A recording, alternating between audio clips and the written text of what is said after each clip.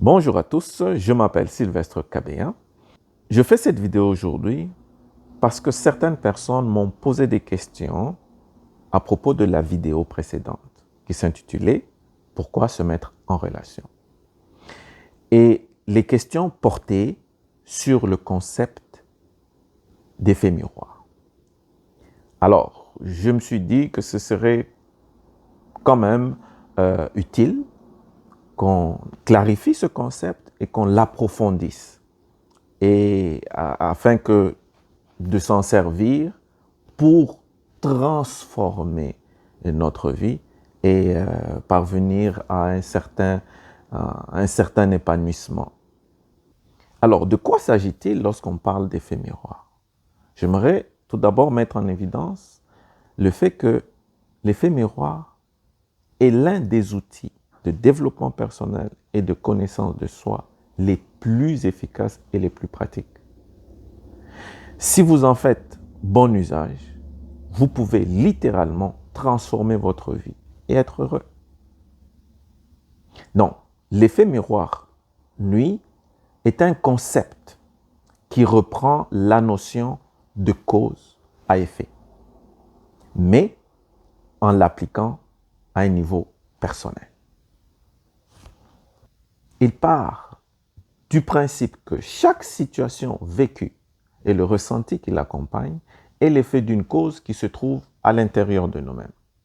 On parle alors d'effet miroir parce que la personne en face de nous agit d'une manière qui nous renvoie à notre propre réalité. Et cette réalité peut être positive ou négative.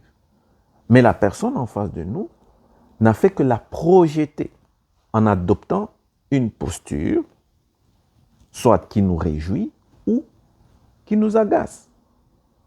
La personne devient donc notre miroir. Et pour illustrer cela, je prendrai un exemple tout simple. Je prendrai l'exemple de mon corps. Sur mon corps, il existe des parties que je vois directement. Mes mains, mes pieds, mes jambes, mon ventre, je les vois directement. Par contre, il existe d'autres parties que je ne peux pas voir directement, que j'appelle des angles morts. Mais pour avoir accès à ces angles morts, j'ai besoin d'un miroir. Et le miroir, lui, il me permet de voir, par exemple, sur mon visage, de voir mon nez, mes lèvres, mes joues, mes oreilles, mes cheveux. Sans le miroir, ces angles morts sont effectivement inaccessibles. C'est là que l'autre intervient, mon semblable.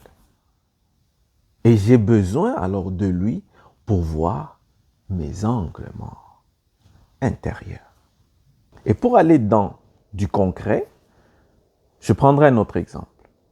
Lorsqu'un coureur de jupons voit un autre homme en train de parler à sa femme, il ne peut pas s'empêcher de penser que cet homme-là est en train de courtiser sa femme. Pourquoi? Parce que c'est ce que lui-même fait systématiquement lorsqu'il rencontre une femme.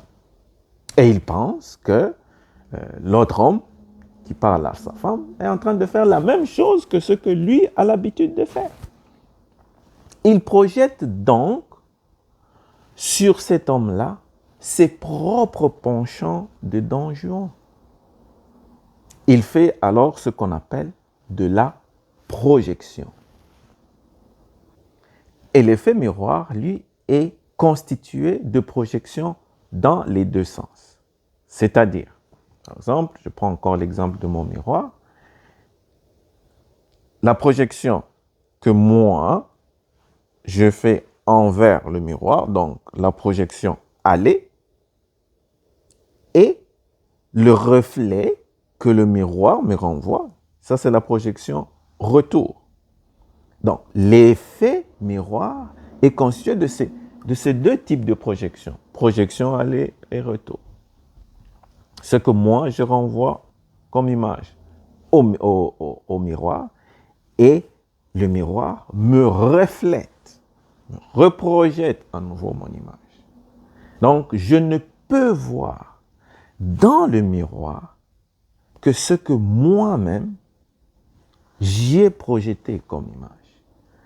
Si je fais une grimace, c'est la grimace qui va apparaître dans le miroir et c'est ça que le miroir va m'envoyer. Si je me renfrogne, c'est ça, c'est cette image que le miroir va recevoir et qu'il va me projeter. Le miroir renvoie toujours fidèlement l'image qu'on y projette. Si une parole, une action ou une attitude d'une personne vous fait réagir, c'est bien parce que la personne a touché une corde sensible en vous.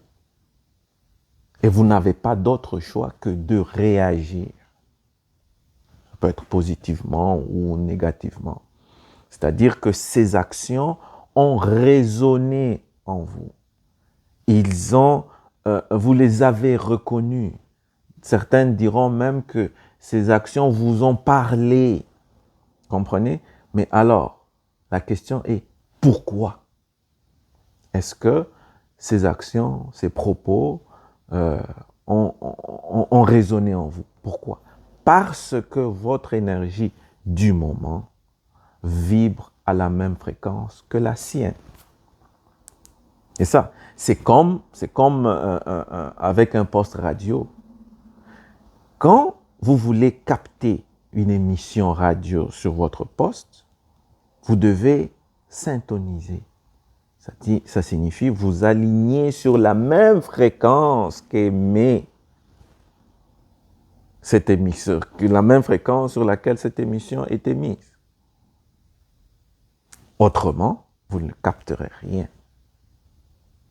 Et pour que l'effet miroir devienne entre tes mains un outil efficace de croissance personnelle et de transformation, il faut l'associer à la pleine conscience. Parce que la pleine conscience t'aidera à prendre conscience des projections que tu fais sur les autres. Et dans cette optique, l'effet miroir te permet de reprendre le pouvoir et de transformer ta vie à ta guise. Tu n'as plus besoin de te contenter d'une place de spectateur passif qui est toujours en réaction et qui subit. Tu peux désormais occuper la position d'acteur et de créateur conscient de ta vie. Et dans ce cas, c'est toi qui décides ce que tu veux que les autres te renvoient comme reflet.